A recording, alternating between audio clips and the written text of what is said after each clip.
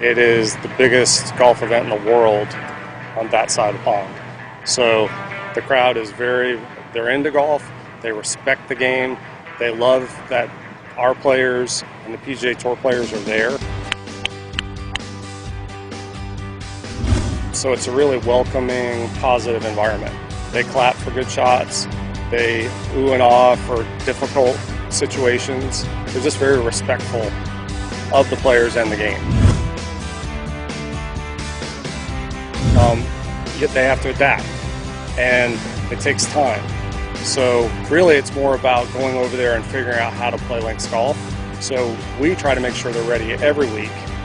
Therefore, when they go to that style, it's about feeling the golf course, feeling the shots, getting used to a heavier wind, and then adjusting the way they flight their golf ball. Mostly, it's going to be a driving iron. We happen to make the 712U, and we make it in 2, 3, and 4 iron, and it gives the players that ability to hit a tee shot that stays down, they can control, and they can consistently hit their yardages. So they want to have that in the bag. If the fairways are firm and there's pot bunkers and hazards they're trying to stay short of, this is a perfect golf club. This is going to sound a little funny, but you better pack your rain gear and your umbrella. You know, that's going to be necessary. You could catch a Hoylake like the last Open that was there, where it was 90 degrees and the fairways turned yellow. But most of the time, you better be prepared for difficult weather.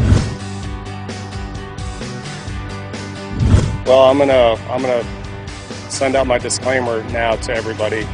Dr. Bob Vokey and his partner, Dr. Aaron Dill, they handle all the wedge needs for the tour players, and they will work on bounce options.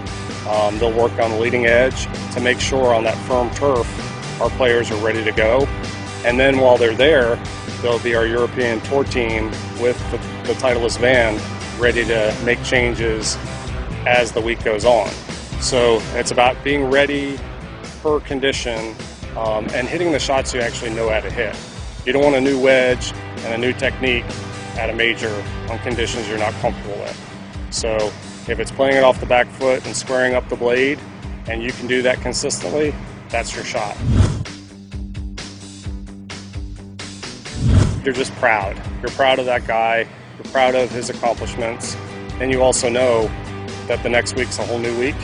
So just you try to enjoy that great moment.